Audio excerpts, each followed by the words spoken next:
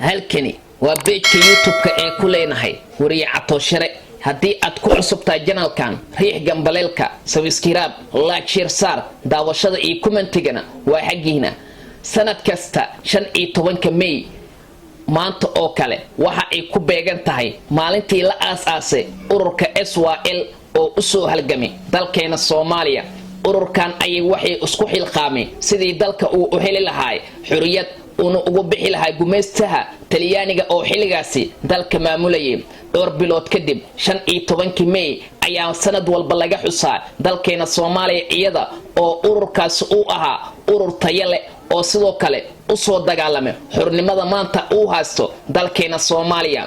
haddii aynu soo xusno dadka ururkaasi kamid ah waxa kamid ah Cabduqaadir Sheekh Saqaabadiin iyo Yaasiin Xaaji Cusmaan Sharmaarke oo ah laba saaxiibo ah oo iyagana qayb weyn ka soo qaabtay halganka dalkeena Soomaaliya. Cabduqaadir Sheekh Saqaabadiin ayaa waxa uu asagana ahanin jeclaa in dalka uu ka baxo gumeystaha. waxa kale oo jirtay dhalinyar aad u fara badneed oo iyagana xiligaas ku jiray sidii ay Soomaaliya u heli lahayd xornimada. maanta ayaa waxa si weyn loogu xusayaa gobolada dalkeena Soomaaliya iyo caasimadda dalka. haddaba magaalada Muqdisho ee caasimadda dalka Soomaaliya ayaa laga xusay maalinta 15 May iyadoo wasaaradda dhalinyarada iyo isboortiga xildhibaanad Khadiija Maxamed Diiri iyo sidoo kale madaxda ugu sareysa dawladda federaalka ee Soomaaliya ay xusayeen 15 May. sidoo kale maamul goboleedyada dalka ka jira ayaa aad u xusaya iyadoo maanta ay tahay maalin qiimo badan, maalin xasuus badan, maalin dadka Soomaaliyeed ay u baahan tahay in ay u sarakacaan 15 May. 15 May ayaa waxaa lagu xasuustaa in dalka uu ka xorooway sanadkii 1943 la aasaasay ururka SYL iyaga oo ururkaasi ay dagaal la galeen gumeystihii Talyaaniga ahaa oo xiligaasi maamulayay dalkeena Soomaaliya.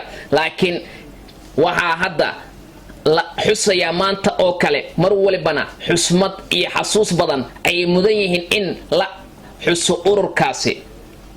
ururkan ayaa waxa uu ka mid yahay ururadii ugu caansanay laakiin waa ururka ugu weyn dalkeena Soomaaliya iyaga oo SYL ay ka soo baxeen dad taariikh dheer ku leh taariikhda dalkeena Soomaaliya ee buuga xasuus qoraalka ah. haddaba maxaad ku xasuusataa SYL? waxa ka mid ah dadka ugu caansanaa Xaawo Taako iyo sidoo kale Dhagax Tuur kuwaasoo iyagana ahaa dadka u soo dagaalamay xornimada maanta ay haysata dalkeena Soomaaliya.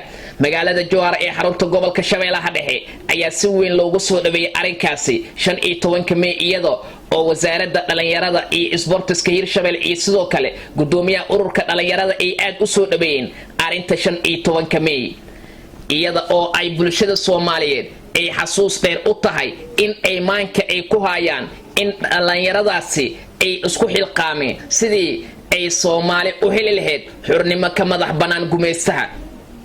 gumeystihii kadib ayaa Soomaaliya waxa ay heshay madaxweynihii ugu horeeyay oo jamhuuriyad ah waxa uu ahaa Aadan Cabdulle Cusmaan Aadan Cadde asaga oo xiligaasi asagana u dagaalamay sidii gobolada waqooyi ay u heli lahaayeen xornimo aad u buuxda. waxa uu sidoo kale Aadan Cadde uu ku dadaalay in Soomaaliya ay sare u qaadaan aqoontooda asaga oo xiligaasi dalka soo gaarsiiyay heer aad u sareysa. Aadan Cadde ayaa sidoo kale waxaa lagu xasuustaa asagana in uu ahaa madaxweynihii midnimo iyo cadaaladda jeclaa oo markii ay dadka aqoonsadeen in uu xilka laga tuuro uu iscasili. 15 May ayaana waxa ay tahay maalin aad farxad badan u leh. fadlan haddii uu muuqaalkan uu ku soo gaaro share like gambaleelka aniga casdin daawasho wacan ayaan idin leenahay. nabadgelyo.